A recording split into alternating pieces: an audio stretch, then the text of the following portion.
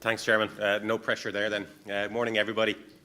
The feedback from the last couple of meetings was that on this particular issue is that people are a little bit confused about electoral systems. We talk an awful lot about the theory, and our challenge over the last week or two was to create a simulation that would make the whole thing very real. So what we decided to do, and if we have the first slide, our objective, the game that we played last night with about 40 of the citizens, was to use the two electoral systems we're going to look at this weekend to create a dream team of 10 radio presenters to make up your perfect radio station. So we used a number of radio stations with a number of presenters and then ran them through both electoral systems. So I'm going to walk you through the results of the two systems and show you what's different and show you what's the same, and maybe highlight the differences of the way things work. I should have the clicker myself, yeah. So for the game, we picked 5 radio stations to act as political parties. So always bear in mind that try and relate what you're looking at with the electoral system. So our 5 parties were RT1, 2FM, Today FM, News Talk Radio, and then we put in a party called the Representatives of Local Radio as well, because there are a number of local radio stations, and the results of that were interesting in that regard as well. They're a little bit like independents, perhaps, in our electoral system as it is now. So the first election we ran was one that we're very familiar with, I think, to get people comfortable with the model. We ran a PRS TV election. So in that, to create or to elect our 10 presenters to represent us in our station, we created 2 5-seater constituencies. Each ballot paper had 15 names on them, and our 40 citizens ranked them 1 to 15 in order of their choice, etc. And we ran that model through as well. The 2 constituencies were morning to lunchtime slot, and then afternoon and onwards. So we had in the morning slot, you'd have Morning Ireland, News Talk Breakfast, Pat Kenny, and people like that, Ian Dempsey, Ray Darcy, etc., all the radio stations all together. And the results of that were in that order. Morning Ireland topped the poll on the first count. So obviously lots of people in the room like Morning Ireland, which is not unusual because it's I suppose the flagship morning programme. So RT1, the RT1 party came first in that regard. Pat Kenny was second, Ray Darcy was third, Hector O'Huckagoyne. I wrote Breakfast with Hector because I couldn't spell O'Huckagoyne. And Sean O'Rourke with the News at 1 was 5th. So there's our top 5 candidates who were elected for our dream radio station. In the afternoon, the evening, there were the results as they came out again. RT1 did very well. So they got 6 of the 10 slots in our dream radio station. Matt Cooper, we drive home to Matt Cooper in the evening apparently, and Gerard Gilroy's News Talk sports programme in the evening came out on top as well. So there are our candidates using PRS TV. It's a system we're all familiar with, and we just park that, and everybody, I think, understands the way that works. The second way is our mixed member proportional election. So this is where we have, everybody gets 2 ballot papers. You get a ballot paper to elect somebody in a constituency, and which is the morning or the lunchtime or the drive time or whatever slot. And then on the other side, you get a ballot paper with the parties. So each party would nominate a list of candidates, and you get to vote for a party for the remaining 5 seats. Are we okay? Everyone with me?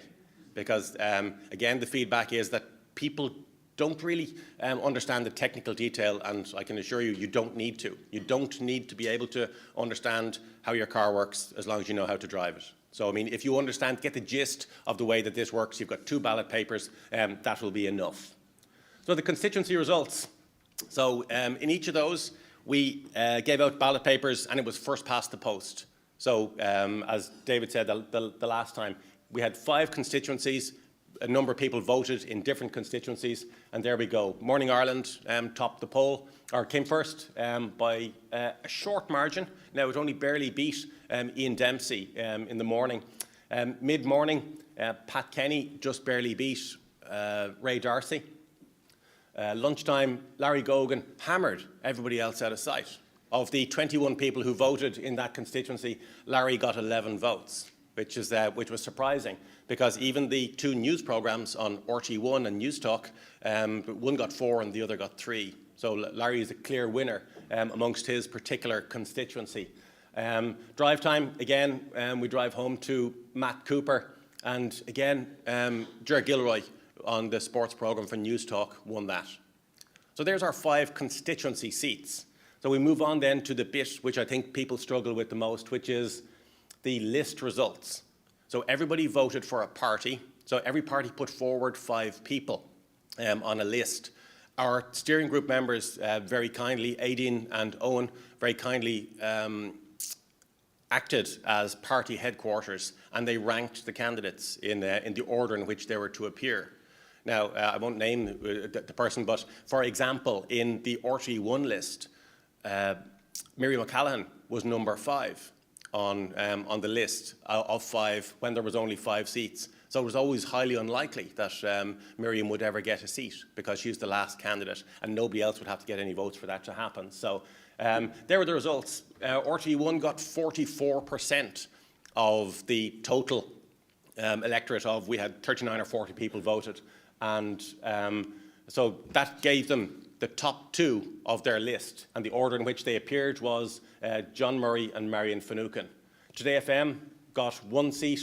Local radio got a seat as well, ahead of, at the cost of 2FM. 2FM didn't get any seats in the list system, but they did get a couple on the other side, if you remember. So Ciara Revens from Clare FM gets a seat. Does anybody in the room know Ciara Revens from Clare FM? It's a mystery to me as well, to be honest, but somebody voted for her, and well, they voted for local radio, and she was the top candidate on the local radio list, and that happens to be the way. And then News Talk, I'm just going to call this person Dill, because it's another surname I just simply can't pronounce. Thank you to Owen, who put her name on the top of the News Talk list. So people like Sean Moncrief and Mark Coleman, etc., who were on the News Talk list as well, simply didn't feature, because the News Talk only got 1 seat and they didn't get past their top candidate. So that's it. I mean, in a nutshell, we got into a very complex discussion about the numbers and about how to achieve quotas and transfers and surpluses and all that, but there aren't any numbers on the slides this morning, because I think you just have to see how the election would work to get the gist of it in your own mind. So there were the overall results. As you can see, 5 of the candidates are the same, using both systems, and 5 of them are different. So there are different results using different voting systems. Morning Ireland is the same. Pat Kenny came through on both as well. Matt Cooper came through on both. Ger Gilroy did, and Marion Finucane. All of the others are very different.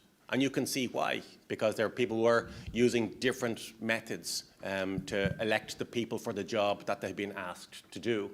And my final slide then is just simply the numbers.